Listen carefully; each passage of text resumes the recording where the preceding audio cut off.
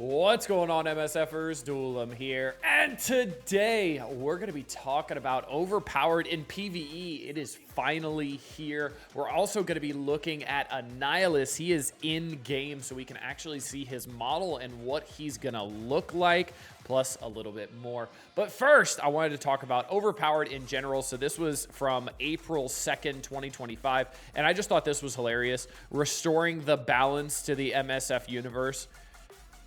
Wow, that was a good choice of words there. All right, so Overpowered in PvE. So they did talk about Overpowered coming to PvE, but I have not noticed it in any PvE content other than Blitz so far, which who cares? Who's been blitzing? Am I right? So I know they also talked about showcases, and it seems like that is finally the case. So if we go to the new showcase, Fantastic Force, the one where Blastar is in the background here, the furry friend kind of looks like Sasquatch.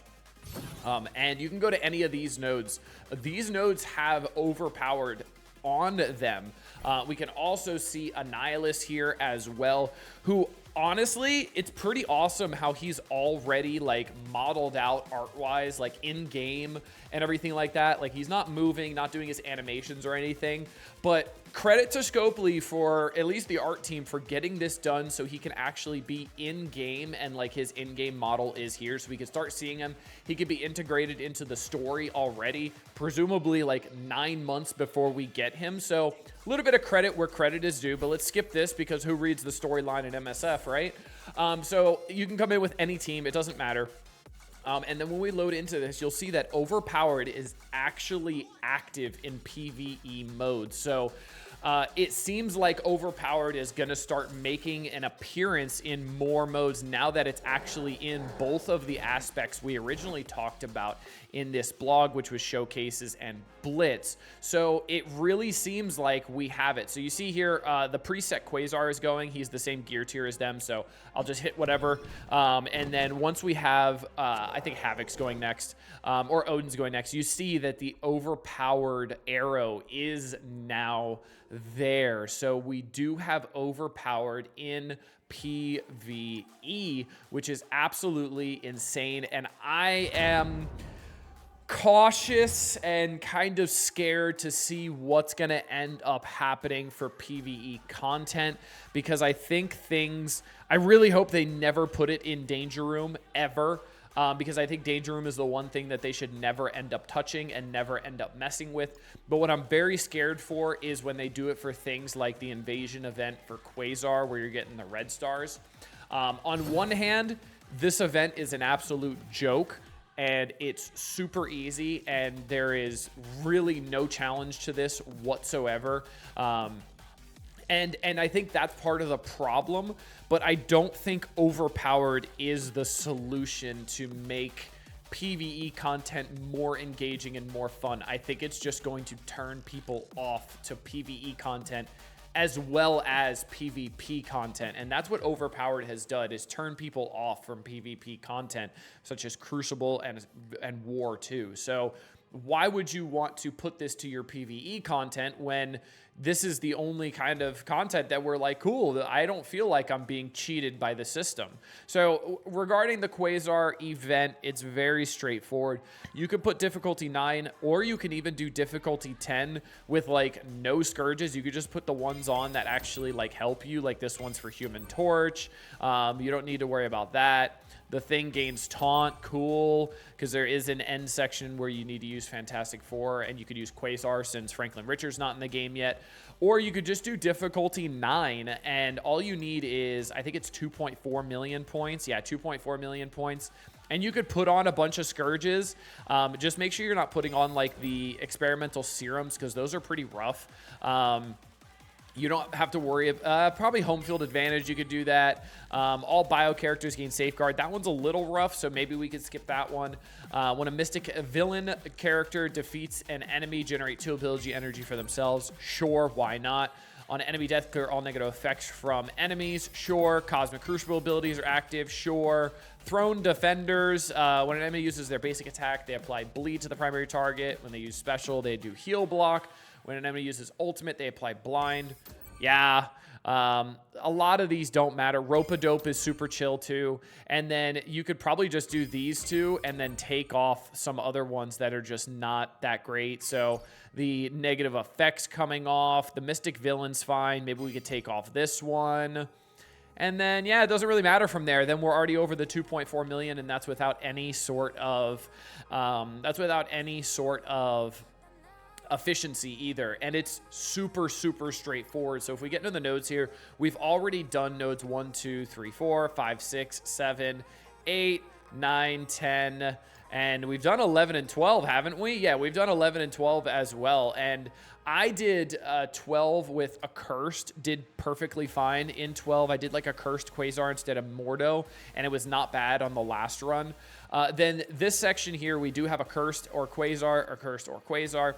And then the last two nodes, I've heard they're an absolute joke for Fantastic Four with Quasar. And you don't even have Franklin Richards. So literally just Invisible Woman, the Thing, Human Torch, and then obviously Mr. Fantastic MCU, and then Quasar.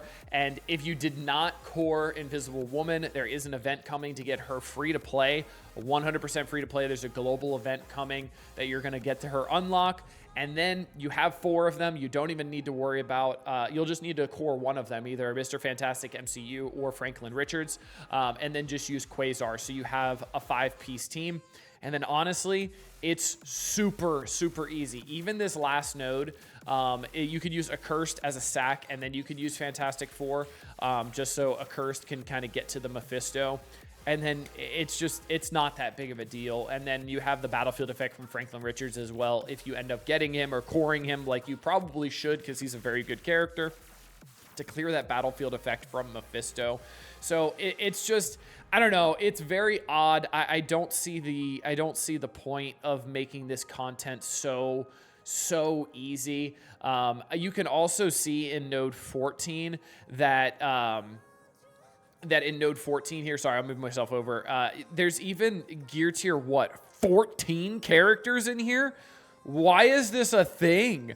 118,000 power Peggy Carter. Careful, everybody. She may one-shot you with her ultimate. I don't get how this is a thing. Like, if they want to make red stars for a legendary this easy, just put them in our inbox and don't even bother making this or trying to disguise this as we're giving you guys gameplay, because it doesn't matter at all. And then once I get all of the milestones, what's the point in pushing the leaderboard? Oh, that's right. We get to get a Quasar with his mouth open compared to his mouth closed, and then eyes glowing compared to eyes not glowing. Wow. Talk about incentive, am I right? No gear tier 20. Who needs that? Not me. I don't want gear tier 20. I don't need Professor X. I'm perfectly fine getting stomped in Crucible. Am I right? Now, I will say the milestone rewards are pretty good. We got gold. We got the red stars for Quasar, obviously. We got catch-up red stars as well for red Quasar if you can't get all the way. So I do like that as well. And then we also do have some Mystic gear tier 20 pieces, which I will say I do enjoy. That's one slot of each, or just one slot total. So that's pretty good. Nothing wrong with that. That's what, 1/3 of a baseline character, 1/5 of a mythical like Mephisto, or I think Juggernaut's even 5 pieces or 4 pieces. But yeah, it gets you 1/3 of the way to Quasar if you want to take him up a little bit more. So nothing wrong with that, right? But why are the milestone rewards better than the leaderboard rewards? Because personally, I don't give a rat's furry ass about any sort of frames or avatars. I don't care. My boy Shield Trooper is going to be on my frame forever because he is the man, the myth, the legend who got through Hero Global. And I just put a random thing that I think my wife ended up picking because she liked it. Because why not? Who cares? It doesn't do anything. Give me rewards that are actually going to help my account.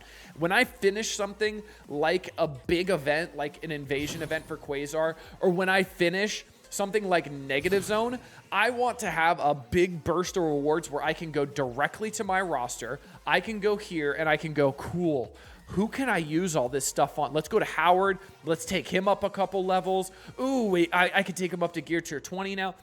But that's not the case with this event, and I don't know what it is, and I don't know why, and I don't get it, especially for Negative Zone. We're going on a little bit of a rant here, but especially for Negative Zone, I haven't even done the second run of the Negative Zone because I didn't see the point. I got, what, 2 Negative Zone orb fragments from the first run, like diamond orbs that I clearly don't need. I'm sitting on 15, and I'm not opening them. Purple ISO, which I also don't need. Gear tier 19, I also don't need. Training mats, I don't need. And gold, I don't need. So what's the incentive for doing this? Why are you not giving the newest rewards? Why are you not giving 50,000, 100,000 intel on this? If this had 100,000 intel, I'd look at this and go, that is worth my time. I would like, 10, 12 and a half pieces of Gear tier 20 from the intel store.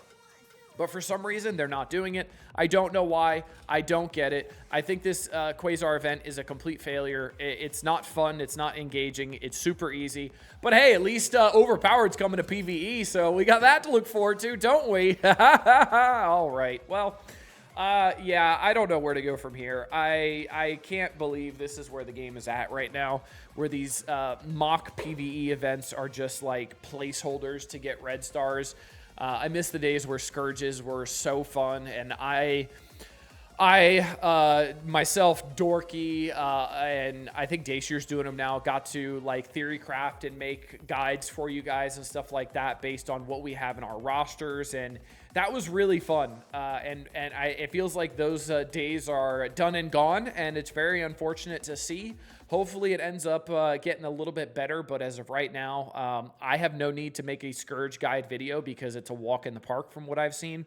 So unfortunately, no video for that. I used to love doing those, but I guess not. So, all right, that's it. Overpowered and PvE, going to be a great time. Hope you guys enjoyed. Until next time, this has been Duelum. Later, MSFers.